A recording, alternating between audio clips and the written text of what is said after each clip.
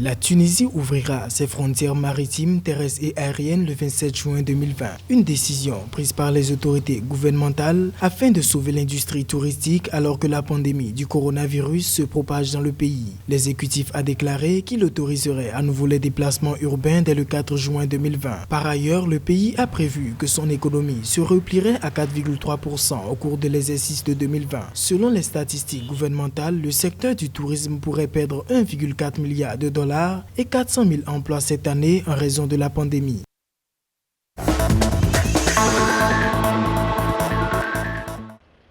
Le taux de propagation de la pandémie du coronavirus au Maroc se situe à 0,73% selon les statistiques du ministère de la Santé. Une performance liée à la baisse substantielle observée dans certaines régions qui n'enregistrent aucun cas ou très peu de cas par jour. Selon l'exécutif, les dépistages massifs en direction des personnes contacts et des foyers potentiels commencent à apporter leur efficacité. Le 1er juin, le pays a enregistré 7 819 cas de contamination, dont 205 décès et 5 754 guérisons.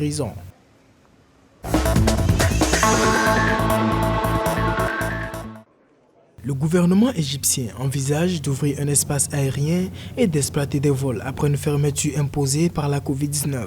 Bien que l'Égypte ait suspendu ses vols en raison de la pandémie, la compagnie aérienne Egyptair a opéré plusieurs vols exceptionnels vers de nombreux pays pour amener les ressortissants bloqués à l'étranger. Le Premier ministre Moustapha Madbouli a signalé une hausse du coût de traitement du virus. Il a ordonné la formation d'un comité pour fixer un prix plafond pour les hôpitaux privés. L'exécutif a déclaré que des détails sur le prix maximum seront annoncés au cours des prochains jours et devraient être respectés par les agents sanitaires.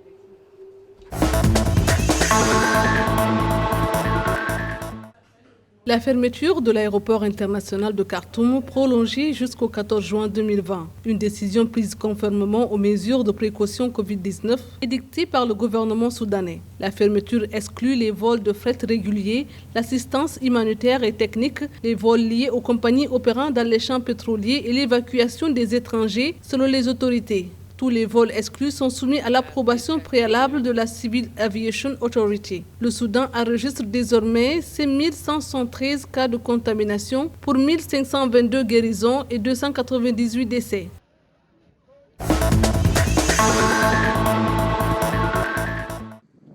Le gouvernement sud-africain prévoit d'explorer la technologie spatiale pour rendre accessibles les formations à distance aux étudiants vulnérables du pays. À cet effet, il envisage de lancer un satellite de communication produit localement afin d'améliorer le système éducatif. Une initiative répondant à la fermeture des écoles dues au Covid-19. Elle aborde en priorité les questions d'accès aux dispositifs d'apprentissage, la couverture réseau et la connectivité nécessaires pour permettre l'apprentissage en ligne. Une étude sur la mise sur pied de ce projet par le département des sciences et de l'innovation est en cours selon les autorités. Les résultats de l'étude devraient être publiés au cours du mois de juin 2020.